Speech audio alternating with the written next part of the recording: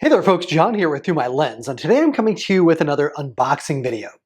Today we're going to be looking at the Olight Titanium Mini Warrior 2. This was something that Olight recently had for sale as a part of their summer sale event, which they do every year. They usually introduce either some new products or some new product variants or both. This is a variant of a product they released earlier this year, the Warrior 2 Mini, that has been refreshed, if you will. They put in some new features to make it safer. I reviewed the Olight Warrior Mini earlier this year, the previous version, and pointed out some of the problems that that particular flashlight had. Really interested to see what they've corrected with this one. And also, again, this one was sold in a titanium variant, one of four that was part of a series, all of them in different variations. Before I open this, let me just say, as you can probably see from some of the labeling here, this came from China. I ordered this Monday evening. They opened up for the general population to be able to order these Monday evening. I wasn't even sure that I would be able to get one. Sometimes these things sell out pretty quickly, but I ordered it Monday evening. Today is Thursday. It came about Thursday about noonish, and wow, from China. That's pretty quick. The flashlight, the sale price was about $100. It was 97 something, I think, and just really impressed that it came from China that quickly. I know Olight has had some problems. They recently sent kind of an I'm sorry card to me with a $10 discount because they've had some problems in their shipping things out. So this looks like a free gift, a patch. Here is the flashlight itself, and also another free gift. This is a little mini guy, the X9R. We'll take a look at that here in a moment. Put some trash over here. Yeah, it looks like this this Olight patch here. Don't know if I'll use this or not, but gosh, isn't that nice? Yeah, very nice patch. So don't know that I'm quite the Olight fanboy, if I'm fanboy enough to be able to use that. But again, very nice free gift.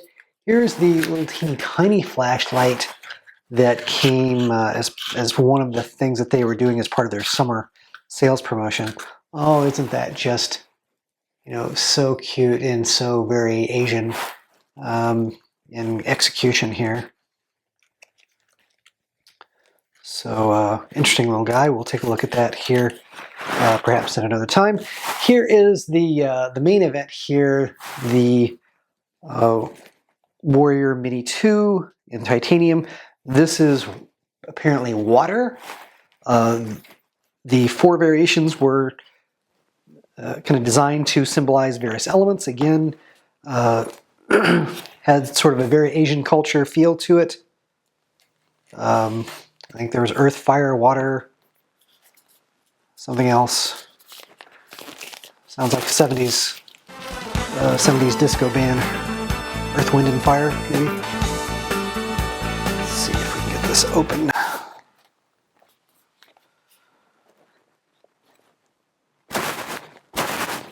Huh.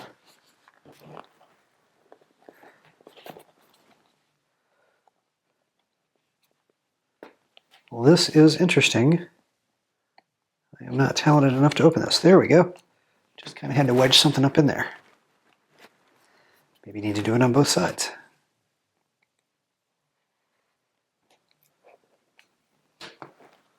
There we go. Okay, so here is the flashlight itself. And let's see what else it comes with here in the box. There is one of the Olight charging cables, it looks like. You can pull this centerpiece out. Pull this out. You get a trading card with it. Who doesn't want a trading card with their flashlight? Let's see. Thank you for being part of our Olight family, the Olight team. Okay, there's the trading card. Interesting. Another thank you in the lid. They are, of course, very appreciative.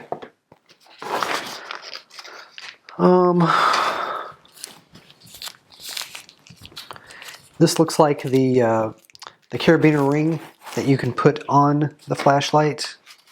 Instructions, and of course, one of the standard Olight, I'm guessing the standard Olight magnetic charging cables.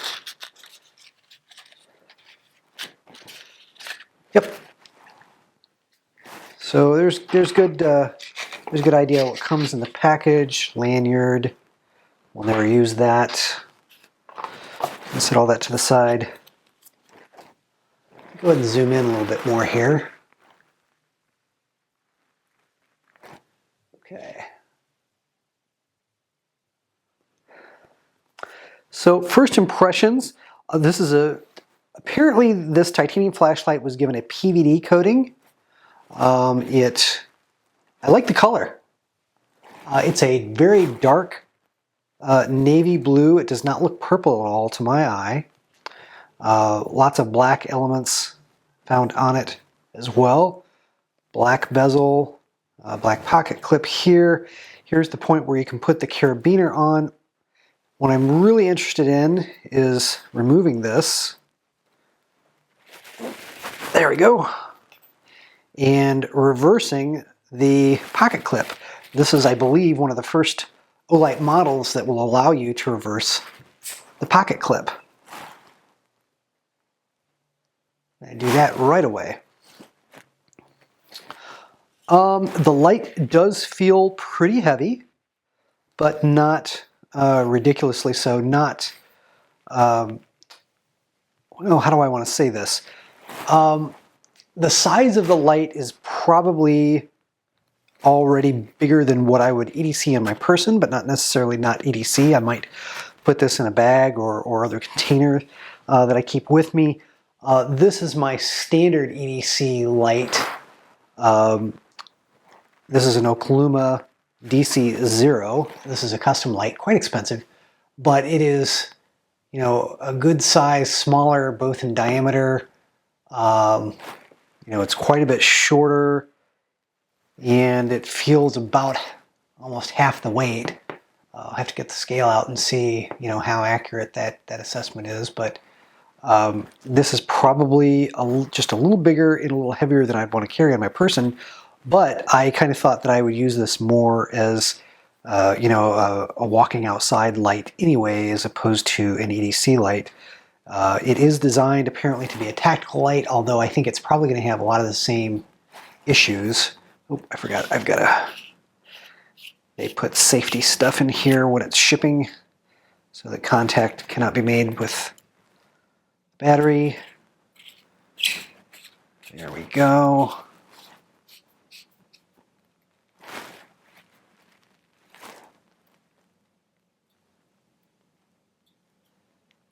Yep, you get tactical function, 2 brightness levels. I think you can, yeah, by double clicking it, you can make it stay on. Yeah, so apparently one of the new safety features is they have built a sensor in. One of the problems with the original models is that these were turning on in people's pockets, and when they did, they were oftentimes in turbo mode. So they would get very hot and sometimes burn clothing or burn skin, which is no good. So now there is a sensor that if maybe you have to be in turbo mode. So, well,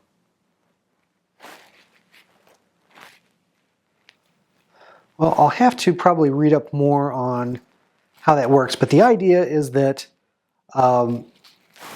this thing will power down if, and it is powering down. Interesting.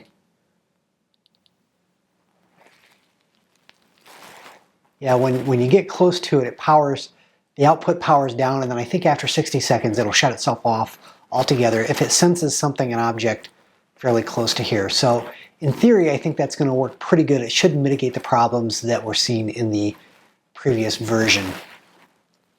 But very attractive light. I wasn't sure what I would think about the engraving that they put on here. Again, kind of in a Asian styled, water themed, some engraving to go along those lines.